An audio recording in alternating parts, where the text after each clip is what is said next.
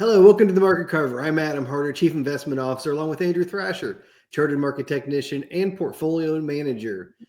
Thank you so much for joining and giving us a little bit of your time this week.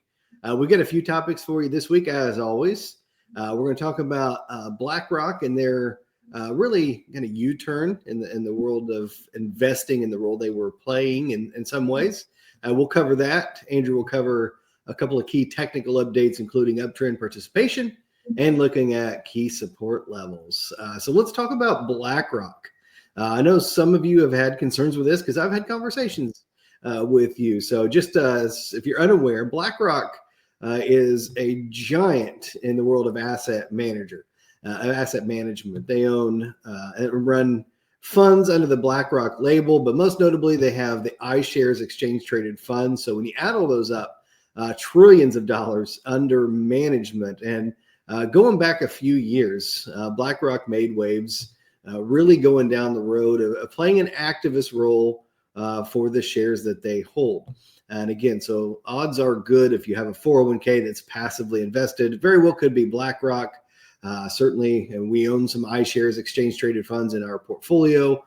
They're so big, it's hard to avoid them in that space. So a lot of people with exposure to BlackRock brand funds, what they begin to do is, again, take a more activist role, particularly with regards to the climate, into a UN agreement with our other asset managers in terms of working towards a net zero carbon by certain dates. I'm not an expert in this field, but I am an expert in seeing the role that they took and the impact that they had on certain sectors like energy stocks and so on and so forth. So I do think it's notable that they have had a change in heart. Last year, they began to adjust some of the roles they were taking in ESG, that is environmental, social, and governance initiatives, and then this here more formally in this UN agreement. So just worthy of note for those of you who had concerns. I think a major change of heart, certainly something we want to make you aware of. We'll turn now to current markets and let Andrew bring you up to speed there. All right, thanks, Adam. So if you saw one of the recent market carvers, I showed a chart of the S&P 500 looking at 2024 and a lot of the different headlines that we had and how certain things caused the market to dip a little bit lower, and we see these little bit of pullbacks, and discussed how that's a pretty normal part of the market environment. Now, if we shift towards looking at the current market, something else that we often discuss in Market Carver is looking at participation of individual stocks. And we're going to zoom in on this chart, and we want to look at the number of stocks that are in uptrends. How many stocks are rising? This gives us confidence when we see this number being really high and growing, is that we have a lot of internal support of the overall market going higher.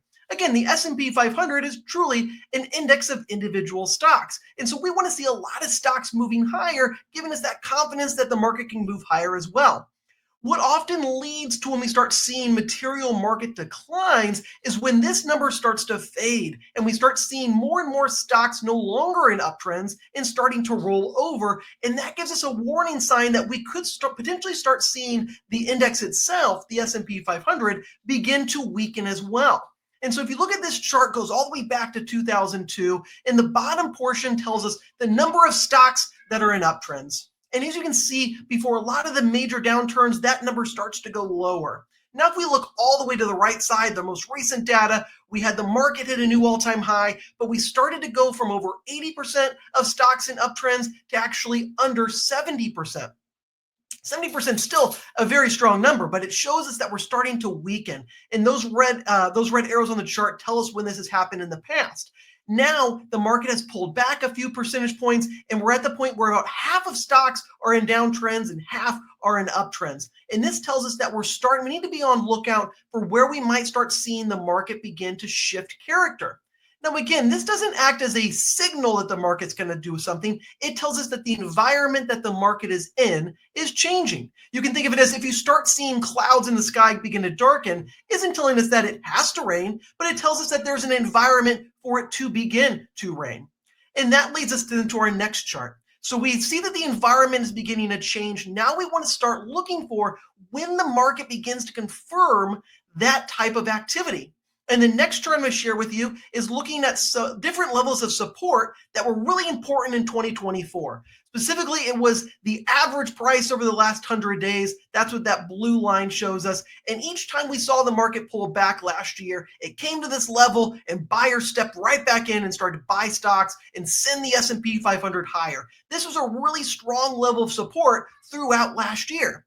And so now we fast forward again to today and we're back at that level. And so we want to see, do buyers continue to defend what had previously been a really important level to them? Or do we start to see buyers step back and we start to see the index break down and go lower?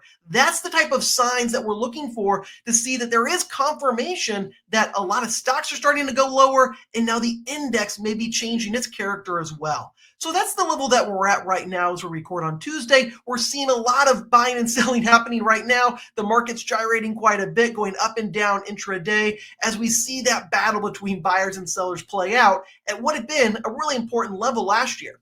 So we continue to monitor this, continue to look at the price data and see what type of things are leading the market higher and lower to evaluate the amount of risk that we should be taking within the models and, in fact, your portfolios as well. So something we're very much paying close attention to as we start to get into the first month of 2025.